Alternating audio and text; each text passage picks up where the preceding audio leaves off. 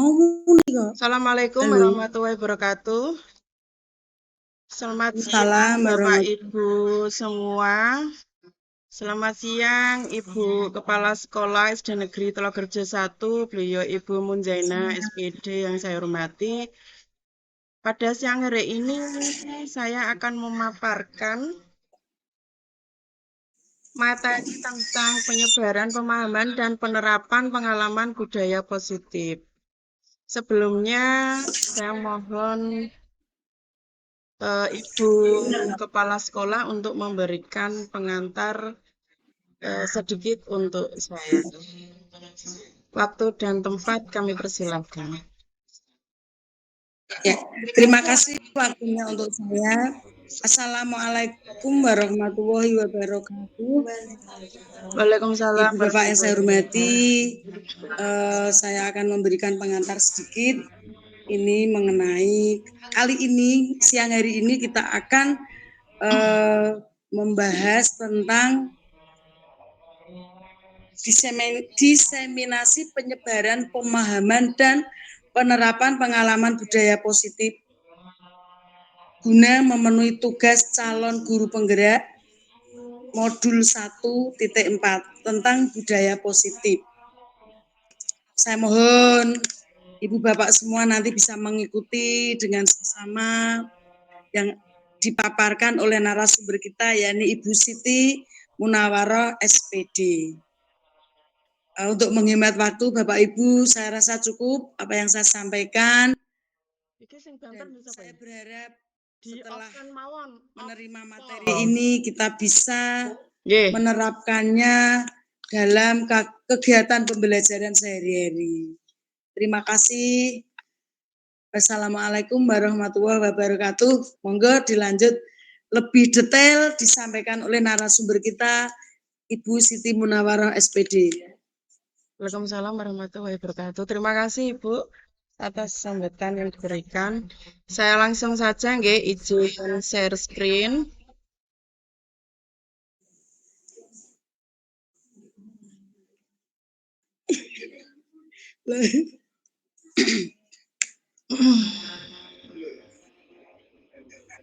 Kira apa-apa, no salam dijawab.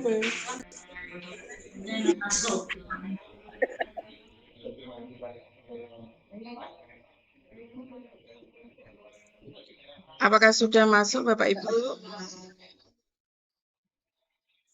Iki Mbak, iki.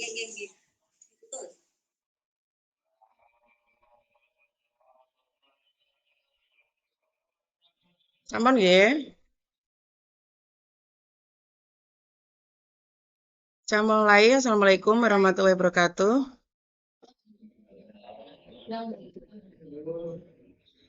Selamat siang Bapak Ibu semua. Pada kesempatan kali ini saya akan menyampaikan diseminasi penyebaran pemahaman dan penerapan pengalaman budaya positif.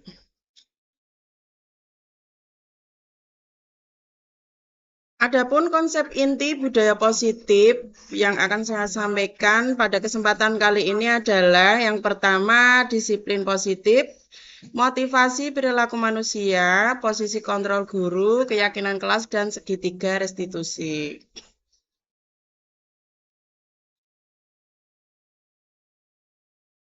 Yang pertama adalah disiplin positif. Disiplin positif merupakan cara penerapan disiplin yang mengajarkan anak bertanggung jawab dan menumbuhkan kesadaran diri berdasarkan nilai-nilai kebajikan. Disiplin positif lebih ke arah disiplin diri yang dapat mengontrol diri dalam melakukan segala tindakan. Disiplin diri membuat murid memahami dan menyadari berdasarkan motivasi internal bukan akibat paksaan atau pujian ataupun hukuman. Yang kedua, motivasi perilaku manusia. Sebagai seorang guru, kita harus memahami motivasi perilaku manusia. Di antaranya apa tujuannya? Kenapa kita harus mengetahui motivasi, harus bisa memahami motivasi perilaku manusia? Yang pertama, untuk menghindari ketidaknyamanan atau hukuman, untuk mendapat imbalan atau penghargaan dari orang lain, dan untuk menjadi orang yang mereka inginkan dan menghargai diri sendiri dengan nilai yang mereka percaya.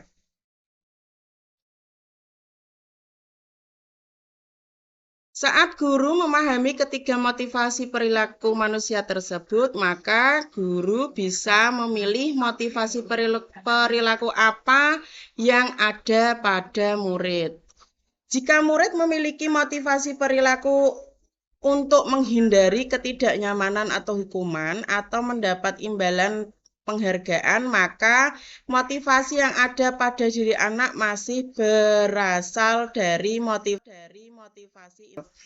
Sehingga guru harus berupaya untuk dapat menumbuhkan motivasi internal pada diri murid.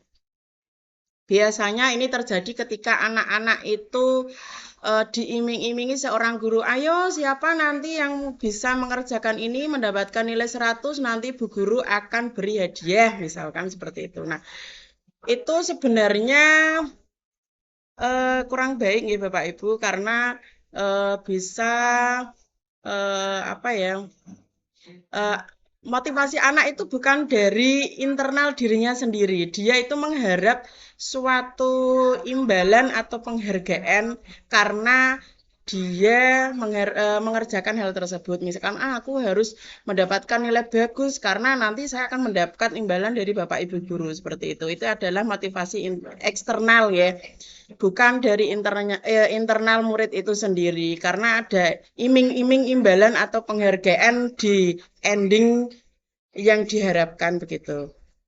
Yang motivasi internal dapat memunculkan pribadi yang menghargai diri sendiri dengan nilai yang mereka percaya. Nah, di sini yang saya maksud motivasi yang lahir di dalam dari diri anak itu sendiri. Namanya motivasi internal, bukan karena iming-iming ingin mendapatkan hadiah atau penghargaan dari orang lain. Sebagaimana sebaiknya kita hindari hukuman atau pemberian penghargaan berlebih agar meminimalisir tumbuhnya motivasi eksternal pada murid. Jadi kita diharapkan itu untuk meminimalisir pemberian reward yang berlebih begitu nggih untuk anak didik kita, karena hal itu bisa memunculkan motivasi eksternal bukan motivasi internal. Yang berikutnya, posisi kontrol seorang guru.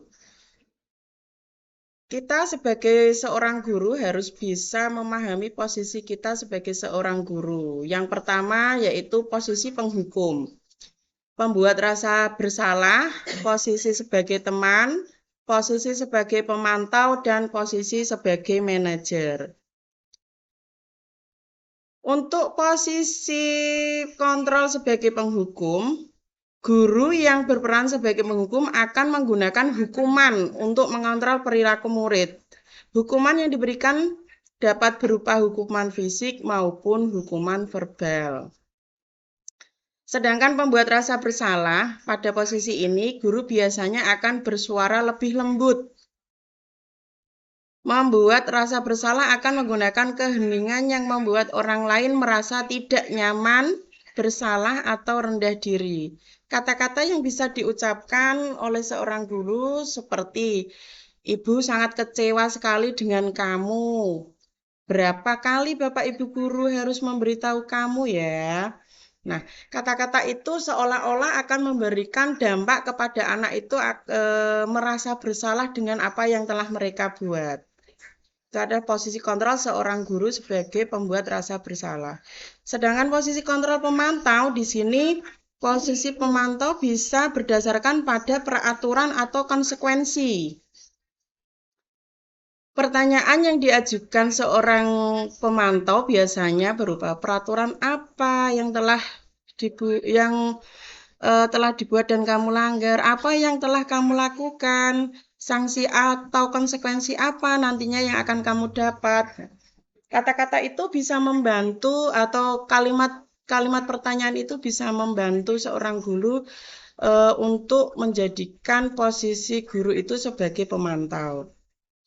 Yang berikutnya adalah posisi guru sebagai teman. Pada posisi ini tidak akan menyakiti murid, namun akan berupaya mengontrol murid melalui persuasi. Guru di posisi teman menggunakan hubungan baik dan humor untuk memengaruhi seorang murid. Mereka akan berkata, "Ayo, bantulah Bapak atau Ibu ya, Nak. Ayo, ingat tidak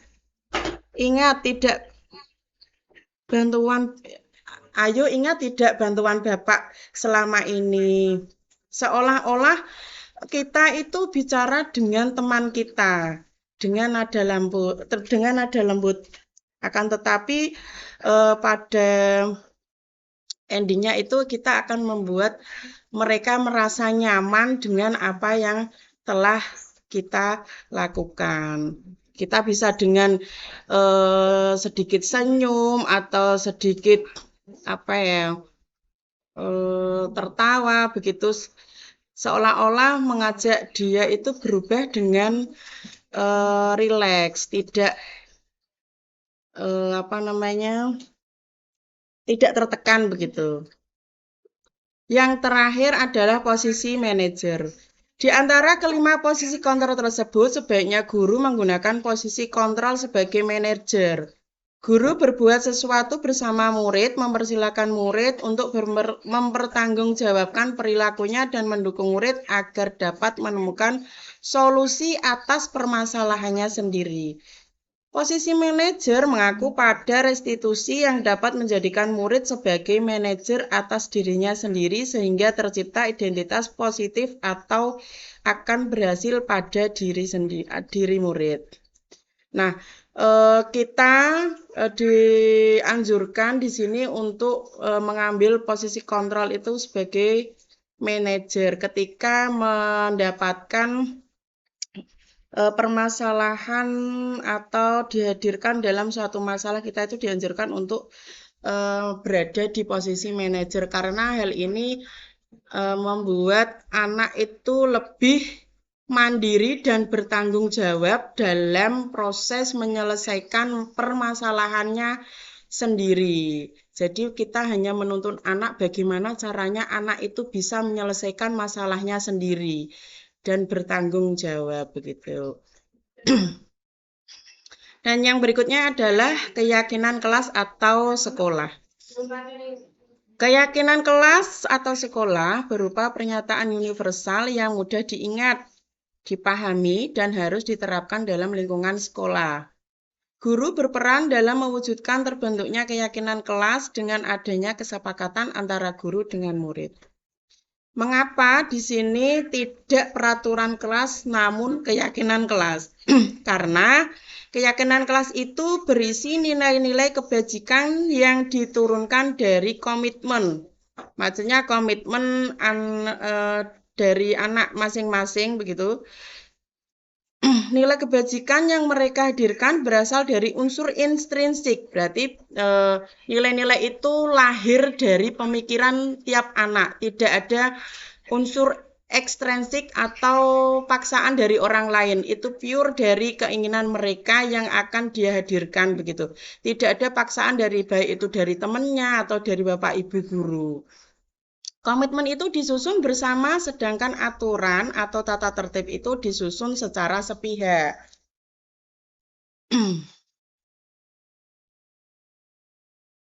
Berikutnya, di sini saya hadirkan bagaimana cara atau proses membuat keyakinan kelas. Yang pertama, keyakinan kelas bersifat lebih abstrak daripada peraturan kelas. Keyakinan kelas berupa pernyataan-pernyataan universal yang dihadirkan dari setiap pemikiran anak. Pernyataan keyakinan kelas senantiasa dibuat dalam bentuk positif. Keyakinan kelas hendaknya tidak terlalu banyak supaya mudah diingat dan dipahami oleh semua warga kelas. Keyakinan kelas sebaiknya sesuai yang dapat diterapkan di lingkungan tersebut. Semua warga kelas hendaknya ikut berkontribusi dalam pembuatan keyakinan kelas dan bersedia meninjau kembali keyakinan kelas dari waktu ke waktu. Itu adalah beberapa panduan yang bisa dibuat untuk membuat keyakinan kelas. Dan yang terakhir adalah segitiga restitusi dalam menyelesaikan masalah. Segitiga restitusi itu terdiri dari 3 tahapan, yaitu menstabilkan identitas, validasi tindakan yang salah, dan yang terakhir menanyakan keyakinan. Adapun tujuan dari restitusi adalah menciptakan murid yang mandiri dan bertanggung jawab.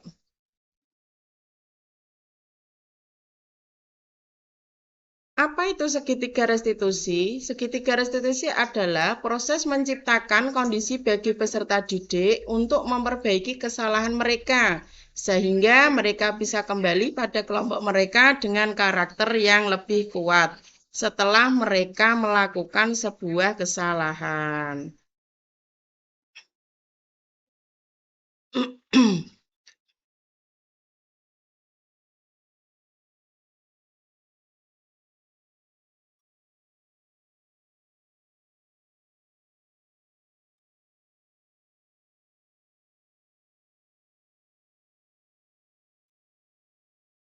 Adapun tahapan dari segitiga restitusi yang pertama adalah menstabilkan identitas.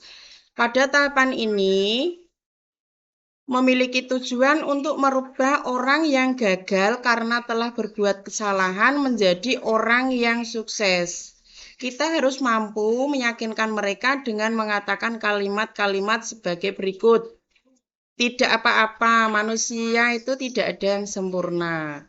Saya juga pernah melakukan kesalahan. Nah, kata-kata itu bisa membuat anak menjadi lebih nyaman begitu. Tahap yang kedua yaitu validasi tindakan yang salah. Konsep langkah kedua pada segitiga restitusi adalah validasi tindakan yang salah. Menurut teori kontrol, semua tindakan manusia, baik atau buruk, pasti memiliki maksud atau tujuan tertentu. Ketika kita menolak anak yang berbuat salah, dia akan tetap dalam masalah. Yang diperlukan adalah kita memahami alasan mereka melakukan hal tersebut sehingga anak merasa dipahami. Jadi pada tahap ini kita menanyakan alasan apa mereka itu melakukan sebuah kesalahan. Jadi kita menginterogasi dengan cara lembut. Apa toh alasannya kok kamu itu melakukan hal tersebut? Pastikan kamu melakukan sesuatu hal itu pasti ada alasannya, begitu, dengan nada yang baik dan lembut. Yang ketiga, menanyakan keyakinan. Ini adalah tahap terakhir dari segitiga restitusi, yaitu menyatakan bahwa kita pada dasarnya termotivasi secara internal. Ketika langkah 1 dan langkah 2 sudah susah dilakukan, maka anak akan siap untuk dihubungkan dengan nilai-nilai yang dia percaya dan berpindah menjadi orang yang dia inginkan. Penting menanyakan ke anak tentang kehidupan ke depan yang dia inginkan ketika mereka sudah menemukan gambaran masa depannya. Guru dapat membantu mereka dengan tetap fokus pada gambarannya. Melalui segitiga restitusi ini, kita dapat mewujudkan mereka menjadi murid yang lebih merdeka. Di sini saya akan menghadirkan contoh penerapan segitiga restitusi dalam menyelesaikan masalah yang telah saya lakukan beberapa waktu yang lalu dengan murid kelas 5. Assalamualaikum Bu. Waalaikumsalam. Silakan duduk Mas Idris. Tahukah Mas Idris kenapa Mas Idris dipanggil Bu Guru? Tahu. Kenapa?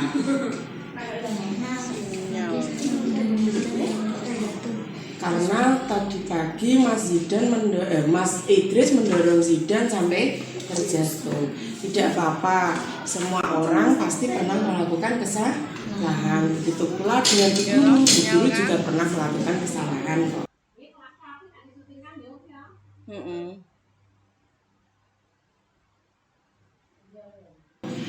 Namun Bu Guru mau tanya, sebenarnya apa sih alasan Mas Idris kok sampai bisa mendorong Mas Zidan sampai terjatuh? Hanya bercanda. Namun bercandanya Mas Idris itu benar atau salah? Salah. Kenapa? Kok bisa Mas Idris bilang bercandanya itu salah? Bisa melukai Zidan. Bisa melukai Zidan. Oke. Kira-kira perbuatan Mas Idris itu melanggar keyakinan kelas kita atau tidak? Melanggar. Keyakinan kelas apa yang Mas Idris langgar? Menghormati dan menghargai sesama teman. Ya, tidak apa-apa. Bercanda boleh, asalkan tidak melukai orang lain. Kira-kira apa tindakan Mas Idris untuk memperbaiki kesalahan Mas Idris? Meminta maaf kepada Mas Zidan dan berjanji tidak mengulangi lagi. Oke, tidak apa-apa. Terima kasih Mas Idris atas kerjasamanya. Bu Guru hanya memberikan nasihat. Lain hari ketika Mas Idris bermain dengan temannya, jangan sampai melakukan kegiatan yang bisa membahayakan diri Mas Idris maupun membahayakan orang lain. Terima kasih. Nanti Bu Guru harap Mas Idris bisa meminta maaf pada Zidan secara langsung. Silakan Mas Idris kembali ke kelas. Terima kasih atas partisipasinya.